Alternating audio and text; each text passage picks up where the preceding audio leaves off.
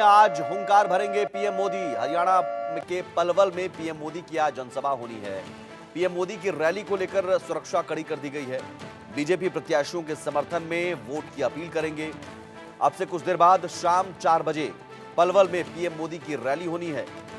तो आखिरी दौर में अब चुनाव प्रचार पहुंच चुका है। आखिरी दौर में अब तमाम जो सियासी पार्टियां हैं उन्होंने ताकत झोंकनी शुरू कर दी है और स्टार प्रचारक के तौर पर सबसे बड़े स्टार प्रचारक बीजेपी में प्रधानमंत्री नरेंद्र मोदी आज हरियाणा के रण में उतरेंगे। पलवल में पीएम मोदी की जनसभा होनी है।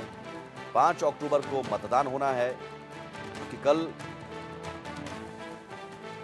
जो चुनाव प्रचार का शोर है वो थम जाएगा और ऐसे में बहुत कम वक्त बचा है चुनाव प्रचार का, जनसभाओं का, रैलियों का, और 5 अक्टूबर को मतदान होगा। सवाल यह है कि क्या बीजेपी एक बार फिर से सत्ता में वापसी करती है या कांग्रेस बीजेपी को सत्ता से हटाकर सरकार बनाती है। तमाम लोक लुभावने वादे दोनों पार्टियों की तरफ से किए गए हैं। 20 संकल्प बीजेपी ने जारी किए हैं अपने घोषणा पत्र में, तो 7 गारंटी की बात वो कांग्रेस ने भी की है। गुलशन हमारे साथ जुड़े हुए हैं हरियाणा से। गुलशन, पलवल में आज पीएम मोदी हुंकार भरेंगे। पलवल से क्या मैसेज और पलवल में कितना असर, कितनी विधानसभा सीटों पर असर होगा? देखिए, बिल्कुल आज प्रधानमंत्री नरेंद्र मोदी की हरियाणा चुनाव को लेकर ये अंतिम रैली है, क्योंकि इससे पहले भी 3 रैलियां प्रधानमंत्री नरेंद्र मोदी कर चुके हैं और आज अंतिम रैली यानी चौथी रैली है वो पलवल के गदपुरी में रैली है। और आज पलवल के गदपुरी से प्रधानमंत्री नरेंद्र मोदी पूरे दक्षिणी हरियाणा को साधने वाले हैं। और दक्षिणी हरियाणा इसलिए मैं कह रहा हूं क्योंकि पलवल के साथ साथ पलवल जिला, फरीदाबाद जिला, नूंह जिला, गुड़गांव जिला, रेवाड़ी जिला, महेंद्रगढ़ जिला, इन सभी प्रत्याशियों को आज प्रधानमंत्री नरेंद्र मोदी अपनी स्टेज पर लाने वाले हैं। लगभग कहें तो 22 विधानसभा हैं और 6 जिले में 22 विधानसभा हैं। 22 विधानसभा के जो प्रत्याशी हैं वो इस दौरान मंच पर रहेंगे। और जिस तरह से दक्षिणी हरियाणा का हर बार बीजेपी को बनाने में एक अहम योगदान रहता है, तो इस बार भी प्रधानमंत्री नरेंद्र मोदी की ये रैली आज दक्षिणी हरियाणा के लिए बड़ी सफल साबित हो सकती है, क्योंकि लगातार केंद्रीय राज्य मंत्री राव इंद्रजीत सिंह जिस तरह से दक्षिणी हरियाणा को लेकर बार बार आवाज उठाते रहते हैं और आज वो भी इसी मंच पर मौजूद रहेंगे। कृष्णपाल गुर्जर हैं जो कि केंद्रीय मंत्री हैं, वो फरीदाबाद लोकसभा से जीते थे, वो भी मंच पर रहेंगे। भिवानी महेंद्रगढ़ से जो सांसद है चौधरी धर्मवीर सिंह, वो भी मंच पर रहेंगे। यानी 3 सांसद जो जिताऊ बीजेपी के सांसद हैं वो तीनों के तीनों मंच पर रहने वाले हैं। इसके अलावा जो प्रत्याशी हैं वो मंच पर रहने वाले हैं। आज जिस तरह से प्रधानमंत्री नरेंद्र मोदी हर बार जब भी हरियाणा में रैली कर रहे हैं, इससे पहले जो 3 रैलियों का जिक्र अगर करें हम, तो उन्होंने साफ तौर से भूपेंद्र सिंह हुड्डा पर निशाना साधा है। और आज की रैली में भी ये देखना होगा कि अहम अंतिम रैली है, तो प्रधानमंत्री नरेंद्र मोदी इस दौरान क्या हरियाणा वासियों से अपील करते हैं, क्योंकि लगातार बीजेपी तीसरी बार सरकार बनाने का दावा कर रही है और कह रही है कि इस बार हैट्रिक लगेगी। लेकिन वहीं कांग्रेस पूरी तरह से हम देख रहे हैं कि ग्राउंड स्तर पर काफी मजबूत नजर आ रही है। और अब तो राहुल गांधी, प्रियंका गांधी, मल्लिकार्जुन खड़गे ने भी इस समय कमान संभाल ली है और इस समय हम देख रहे हैं कि लगातार पद यात्रा के माध्यम से राहुल गांधी हरियाणा की जनता को समझाने का प्रयास कर रहे हैं और साफ तौर से ये कहते हुए नजर आ रहे हैं कि कांग्रेस की जो गारंटी है, जैसा आपने भी अभी जिक्र किया कि कांग्रेस की 7 गारंटी है और वहीं बीजेपी ने 20 संकल्प पत्र लिए हैं, चाहे वो 6,000 रुपए बुढ़ापा पेंशन की बात हो, 300 यूनिट बिजली फ्री की बात हो, 500 रुपए गैस सिलेंडर की बात हो। इन सभी मैनिफेस्टो की बातों को लेकर हर प्रत्याशी जो है इस समय चुनावी मैदान में कूद रहा है। ये कांग्रेस के जो है मैनिफेस्टो मैंने आपको बताए हैं। इसी तरह से 20 संकल्प पत्र जो है वो बीजेपी अपने जो है लेकर जनता के बीच जा रही है। और पर्ची खर्ची एक बड़ा मुद्दा हरियाणा की राजनीति में इस समय उभर करके सामने आ रहा है, क्योंकि जो पर्ची खर्ची के बिना जो नौकरी लगी है, और खासकर दक्षिणी हरियाणा की बात करें तो यहाँ पर पर्ची खर्ची के बिना जो नौकरी है वो सबसे ज्यादा लगी है। क्योंकि हमने जब ग्राउंड स्तर पर रिपोर्टिंग की तो हमें ये मालूम हुआ कि पर्ची खर्ची का जो असर है वो जरूर बीजेपी को फायदा पहुंचाने वाला है। ये हमने ग्राउंड रिपोर्ट के जरिए हमने लोगों से जब बातचीत की तो। लेकिन अब अंतिम चरण में चुनाव है, 5 तारीख को वोटिंग होनी है, 3 तारीख को प्रचार खत्म हो जाएगा।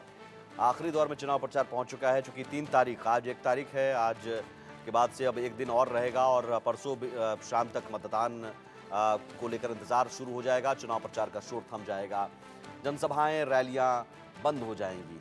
ऐसे में पीएम मोदी की एक तरह से ये आखिरी रैली ही हरियाणा में मानी जाए, पलवल में चौथी रैली के तौर पर। और अब तक 3 रैलियों में क्या मुद्दे रहे हैं उनके भाषण में, आपने गौर किए होंगे। खासतौर पर राहुल गांधी को लेकर वो कई हमले कर चुके हैं और तल्ख जुबानी जंग हाल के दिनों में फिर से तेज हो गई है। सीएम योगी को हमने सुना कि जब उन्होंने राम मंदिर प्राण प्रतिष्ठा को लेकर नाच गाने की बात पर पलटवार किया तो कहा कि तुम्हारा खानदान तो नाच गाना ही करता था। तो इस लेवल पर पहुंच गया है अब। देखिए, बयानबाजी का जो दौर है इस हरियाणा के चुनाव में काफी देखने को मिला, क्योंकि जब स्टार प्रचारकों ने हरियाणा चुनाव की जिम्मेदारी संभाली, चाहे वो हम बीजेपी की तरफ से कहें या फिर कांग्रेस के नेताओं की तरफ से कहें, लगातार जो बयानबाजी जो है वो काफी तीखी नजर आई। चाहे प्रधानमंत्री नरेंद्र मोदी की बात कर लें, उन्होंने लगातार धारा 370 का भी बार बार जिक्र किया, राम मंदिर का भी बार बार जिक्र किया, राहुल गांधी पर भी जमकर हमला बोला। खुद जब मुख्यमंत्री योगी आदित्यनाथ यहाँ पहुंचे तो उन्होंने अयोध्या के राम मंदिर की बात की और ये भी कहा साथ में कि कृष्ण मंदिर बनाने की भी अब तैयारी है। तो यानी धर्म को लेकर के भी यहाँ पर बार बार जो बयानबाजी है वो देखने को मिली है। लेकिन मुद्दों की अगर बात कर ली जाए, क्योंकि मुद्दों पर चुनाव है, ऐसे में जो प्रत्याशी है वो मुद्दों को लेकर जनता के बीच जा रहे हैं और जो स्टार प्रचारक है वो पूरे देश की बात यहाँ कर रहे थे। और ऐसे में हरियाणा की जो राजनीति है वो जरूर हम मुद्दों पर आधारित राजनीति कहेंगे, क्योंकि यहाँ पर मुद्दे काफी देखे जाते हैं। अब सड़क, बिजली, पानी, ये तमाम मुद्दे तो हर प्रत्याशी चुनावी मैदान में लेकर जाता ही है। लेकिन जैसे पेंशन का मुद्दा एक बड़ा मुद्दा है। ओल्ड पेंशन स्कीम जो है कांग्रेस लागू करने की बात कर रही है, वहीं बीजेपी जो है इस पर लगातार कटाक्ष कर रही है और ये कह रही है कि जो ओल्ड पेंशन स्कीम, जब अभी हाल ही में जब हिमाचल में सरकार बनी, हमने देखा कि हिमाचल में सबसे बड़ा मुद्दा ओल्ड पेंशन स्कीम का था। जब कांग्रेस के नेता प्रचार करने के लिए हिमाचल में जाते थे तो ओपीएस को लागू करने की बात लगातार की जाती थी, लेकिन ओपीएस लागू तो हो गया है, लेकिन उसके बाद जो लगातार बीजेपी की तरफ से इस ओपीएस के मुद्दे को लेकर ये कहा जाता है कि ओल्ड पेंशन स्कीम जो है लागू तो कर दी गई है, लेकिन अभी तक जो पेंशन कर्मचारी हैं उनको पेंशन नहीं मिल पा रही है। इस तरह की बातें जो है सामने आई। अब वही तर्ज पर अब हरियाणा है। हरियाणा में भी कांग्रेस ये कह रही है कि ओपीएस लागू करेंगे, ओल्ड पेंशन स्कीम को लागू करेंगे, लेकिन बीजेपी यहाँ ये साफ तौर से कह रही है कि ओपीएस को बंद करने वाले ही भूपेंद्र सिंह हुड्डा थे। तो ये बात जनता के बीच कितनी साबित होती है, ये अब देखने वाली बात होगी, क्योंकि जैसा आपने भी कहा कि 3 तारीख अंतिम दिन है, शाम 5 बजे चुनाव प्रचार खत्म हो जाएगा और जो ये शोरगुल इस समय चल रहा है चुनाव प्रचार का, चाहे बयानबाजी का दौर हो, चाहे ढोल बाजे का असर हो, वो 3 तारीख शाम तक खत्म हो जाएगा, जब 5 तारीख वोटिंग का दिन है। अब ऐसे में 5 तारीख का जो वोटिंग का दिन बड़ा अहम दिन है। इस दिन जो पार्टी है उनका फैसला होने वाला है। ये जरूर है कि हरियाणा में बीजेपी और कांग्रेस की कड़ी टक्कर है और अन्य पार्टियां जो हैं, मैं नहीं मानता कि चुनावी मैदान में है जरूर, लेकिन कुछ उनका असर होगा। चाहे आम आदमी पार्टी की बात हो, चाहे इंडियन नेशनल लोकल की बात हो, चाहे जननायक जनता पार्टी की बात हो, चाहे आजाद समाज पार्टी की बात हो, चाहे बसपा की पार्टी की बात हो, और इनका असर नहीं है। लेकिन इंडिपेंडेंट तो के तौर पर जो चुनावी मैदान में कूदे हैं, जिनको कांग्रेस से टिकट नहीं मिली है, जिनको भाजपा से टिकट नहीं मिली है, वो जरूर इस पर असर डालेंगे, क्योंकि कई सीटों पर त्रिकोणीय मुकाबला जो है काफी देखने को मिल रहा है और ऐसे में इंडिपेंडेंट जो है बाजी भी मार सकते हैं। जी चलिए, बहुत शुक्रिया गुलशन, आप नजर बनाकर रखिए। तो आपसे कुछ ही देर बाद पलवल में पहुंचेंगे पीएम मोदी और विशाल जनसभा को संबोधित करेंगे। इस बीच जम्मू कश्मीर का रुख करेंगे। जम्मू कश्मीर में आखिरी चरण का मतदान जारी है। दोपहर 1 बजे तक का आंकड़ा सामने आ चुका है। 44.08% मतदान हुआ है।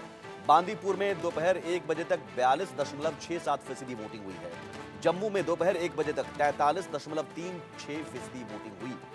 दोपहर 1 बजे तक कठुआ में 50.09% मतदान हुआ है। कुपवाड़ा में 1 बजे तक 42.08% वोटिंग हुई है। सांबा में दोपहर 1 बजे तक 49.73% मतदान हुआ है। उधमपुर में 1 बजे तक 51.66% मतदान हुआ है।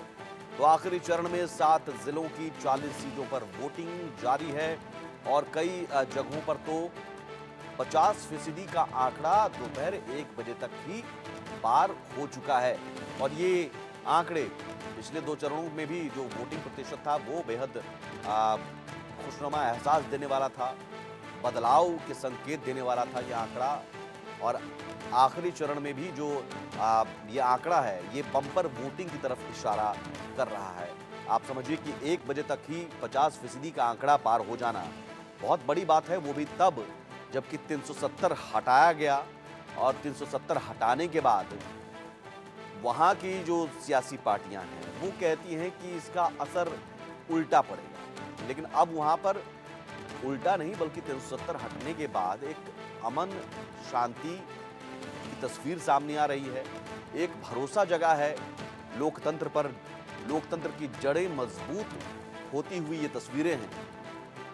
आप अंदाजा लगाइए कि कभी जम्मू कश्मीर में मतदान होता था तो आपको हमको पता भी नहीं चलता था कि क्या मतदान प्रतिशत रहा, या मतदान प्रतिशत होता भी था तो डबल डिजिट बहुत मुश्किल से, दहाई का आंकड़ा भी मुश्किल से छू पाता था वोटिंग प्रतिशत। लेकिन आज बम्पर वोटिंग हो रही है, 50% से भी ज्यादा वोटिंग हो रही है। आखिरी चरण का मतदान जारी है। 3 चरणों के मतदान में पिछले 2 फेज के मतदान में भी बम्पर वोटिंग हुई और 44.08% मतदान दोपहर 1 बजे तक हो गया है। तो उम्मीद की जानी चाहिए कि 60 से 65 का पार होगा आंकड़ा। 40 सीटों पर मतदान, और इसमें वो सीटें हैं जो बहुत अहम हैं। आप कठुआ हो, कुपवाड़ा हो, ये तमाम वो सीटें हैं जो बीजेपी के लिहाज से बहुत इस बार ये थर्ड फेज जो है, आखिरी फेज बीजेपी के लिहाज से बहुत अहम है। बीजेपी को उम्मीद है कि इन 40 में से 14 से 15 सीटें हम अपने पास ले आएंगे, क्योंकि जम्मू क्षेत्र की 24 सीटों पर इस बार चुनाव हो रहे हैं। 40 में से जम्मू क्षेत्र की 24 सीटों पर, जिसमें 19 सीटों पर बीजेपी और कांग्रेस में मुकाबला सीधा सीधा माना जा रहा है। पूर्व डिप्टी सीएम ताराचंद की भी किस्मत दांव पर लगी हुई है आज के मतदान में, और उनकी किस्मत का फैसला ईवीएम में बंद हो रहा है। पूर्व मंत्री सुरजीत सिंह सलाथिया हैं मैदान में, और इसके अलावा मुजफ्फर बेग की किस्मत का भी फैसला आज ईवीएम में बंद हो रहा है। अजय डोंडियाल हमारे साथ जुड़े हुए हैं। अजय, ये वोटिंग का प्रतिशत बता रहा है कि अपने आप में ये लोकतंत्र की जड़ें मजबूत होने के संकेत हैं। देखिए, बिल्कुल इस चीज़ की उम्मीद की जा सकती है कि कहीं ना कहीं जिस तरीके से लगातार जम्मू कश्मीर में तीसरे चरण की वोटिंग हो रही है, वो इशारा यही कि किसी भी तरीके से ज़्यादा वोटिंग हो, लोग घरों से बाहर निकल रहे हैं, क्योंकि 10 सालों के बाद विधानसभा के चुनाव हैं और इन विधानसभाओं में एक बेहतर नुमाइंदा चुनना उनकी प्राथमिकता है। और बड़े बड़े चेहरे चुनाव मैदान में हैं। तीसरे चरण की बात करें तो 2 डिप्टी चीफ मिनिस्टर जो फॉर्मर डिप्टी चीफ मिनिस्टर हैं, जिसमें कांग्रेस के वर्किंग प्रेसिडेंट और फॉर्मर डिप्टी सीएम जो है वो ताराचंद, वो चुनाव मैदान में है। उनके ही खिलाफ अपने ही पार्टी के एक सतीश शर्मा चुनाव मैदान में उतरे हैं। उनका मुकाबला सतीश और राजीव शर्मा से होने वाला है। और छम कंस्टिट्यूंसी जो बॉर्डर लाइन ऑफ कंट्रोल से सटी हुई है वहां पर हैं। उसी तरह मुझसे मुजफ्फर हुसैन बेग जो कि बारामूला से चुनाव लड़ रहे हैं, पूर्व डिप्टी सीएम रह चुके हैं, पीडीपी में थे मगर अब इंडिपेंडेंट चुनाव लड़ रहे हैं। तो जिस तरीके से ये चीज़ें हैं, रमन भल्ला जिस कंस्टिट्यूंसी में मैं खड़ा हूँ, यहाँ पर जो जम्मू साउथ है, रमन भल्ला पूर्व मंत्री हैं और कांग्रेस के वरिष्ठ नेता हैं, वर्किंग प्रेसिडेंट हैं, वो चुनाव मैदान में हैं। तो ये बड़े जो चेहरे हैं इस वक्त तीसरे चरण के चुनावों में कहीं ना कहीं शामिल हैं। और कैसे जो है यहाँ पे ये लोग अपनी इन सीटों पर काबिज हो पाएंगे, ये बड़ा ज़रूरी है। और अगर जम्मू कश्मीर में तीसरे चरण की बात करें तो ये बड़ा अहम चरण है, क्योंकि यही वो 40 सीटें हैं जिस पर जो बाजी मारेगा वो सरकार बनाएगा। अजय, मुद्दे इस बार क्या हैं इस लास्ट फेज में? आपने तमाम जो वोटर्स हैं उनसे बात की होगी, किन मुद्दों पर वोट करते नजर आ रहे हैं? देखिए, जब लोगों से बात होती है तो लोगों के लिए मुद्दे जो है अलग अलग हैं। कोई कहता है तरक्की को लेकर वोट करेंगे, कोई कहता है कि हमें वोट करना है जम्मू कश्मीर में बदलाव के लिए, कोई कहता है जम्मू कश्मीर में बेसिक जो सुविधाएं हैं उसके लिए वोट करना है। युवा कहते हैं कि वो वोट करने वाले हैं जम्मू कश्मीर में एम्प्लॉयमेंट को लेकर, और उसी चीज़ को लेकर लोगों के पहुँचने का सिलसिला जारी है। कुछ लोगों से बात करने के प्रयास भी करते हैं। सर, आपसे जानना चाहूँगा, जब चुनाव है, वोट डालने के लिए पहुँचे हैं, क्या मुख्य मुद्दे हैं जिनको लेकर आप वोट डालेंगे आज? मुद्दे तो बहुत से मुद्दे हैं। खास करके डेवलपमेंट सबसे पहला मुद्दा है यहाँ। इसे स्मार्ट सिटी बनाया जा रहा है, हमें अच्छा लगा है। उसके अलावा बिजनेस प्रॉस्पेरिटी है। पहले डिस्टर्ब था तो यहाँ तो मतलब टूरिज्म ज़ीरो हो गया था, अब तो टूरिज्म का बढ़ावा मिल रहा है। ठीक है, चलिए अब ये आपने सुना वहाँ के वोटर्स को। डेवलपमेंट, विकास एक बड़ा मुद्दा है, टूरिज्म को बढ़ावा मिल रहा है, तो आप समझिए कि वोटर्स भी बड़ी संख्या में इसलिए निकल रहे हैं कि अब वो पीछे छोड़ चुके हैं। वो अतीत जो है, पत्थरबाजों की तस्वीर आप याद होगा, या फिर जम्मू कश्मीर से घाटी से आए दिन इस तरह की तस्वीरें झड़प की, वो उन चीज़ों को छोड़कर अब आगे बढ़ना चाह रहे हैं। जम्मू कश्मीर की जनता अब आगे बढ़ना चाह रही है। वो कह रही कि अब टूरिज्म हो, विकास हो, हम भी आगे बढ़ें, हमारा भी विकास हो, हमारे बच्चों को शिक्षा मिले, अच्छी शिक्षा मिले, हमारे बच्चों को नौकरी मिले, रोज़गार मिले। और यही वजह है कि जो वोटर्स हैं वो बड़ी संख्या में निकल रहे हैं और विकास के मुद्दे पर वो तमाम जो एजेंडा अलग अलग सियासी पार्टी चलाते रहे हैं, उन एजेंडों को कहीं ना कहीं दरकिनार करते हुए नजर आ रहे हैं ये वोटर्स। आपने सुना तो तीसरे चरण में कश्मीर की 16 सीटों पर मतदान हो रहा है। इसमें गुलमर्ग है, त्रिगम है, करनाल है, कुपवाड़ा है, उरी है, बारामूला है, लंगेट है, सोपोर, पट्टन, बांदीपुरा, ये तमाम वो 16 सीटें हैं। और जम्मू की 24 सीटों में 19 सीटों पर कांग्रेस और बीजेपी के बीच मुकाबला। कुपवाड़ा में 1 बजे तक 42.08%। आप समझिए कि घाटी में भी मतदान का प्रतिशत लगातार बढ़ रहा है। सिर्फ जम्मू के इलाकों की बात हम नहीं कर रहे हैं, घाटी में भी मतदान प्रतिशत बढ़ा है। उस घाटी में जहां कभी अलगाववादियों का दखल होता था, जहां कभी पत्थरबाजों की तस्वीर आती थी, वहां अब अमन, शांति और शांतिपूर्ण तरीके से मतदान हो रहा है। और अजय डोंडियाल जो बात कर रहे थे मतदाता से, साफ तौर पर कहा कि डेवलपमेंट के मुद्दे